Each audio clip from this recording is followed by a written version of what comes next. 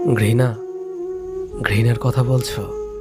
না প্রিয়, তোমার প্রতি আমার কখনো ঘৃণা জন্মাবে না।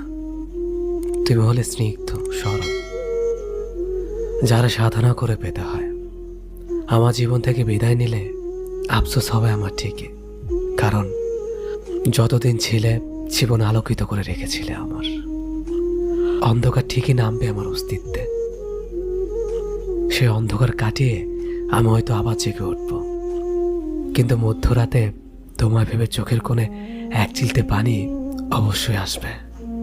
আমি হাউমাউ করে কাঁদতে জানি না, তোমাকে হয়তো আমার ভাগ্য করে পাওয়া উচিত ছিল। আগলে রাখার জন্য দরকার ছিল অজস্র ইতিহাসের। হয়তো ভাগ্যটাই খারাপ, নেই কোনো ইতিহাসও, তাই হয়তো তোমায় পাইনি। তুমি থাকতে বলা হয়নি, এখন বলছি, যেখানেই থাকো, যেভাবেই থাকো, যার সাথেই থাকো, ব্যাস সুখে থাকো, এটাই চাই। ভালোবাসলেই তোমায় পেতে হবে, থাক না কিছু পাওয়া না পাওয়া অপূর্ণতায়।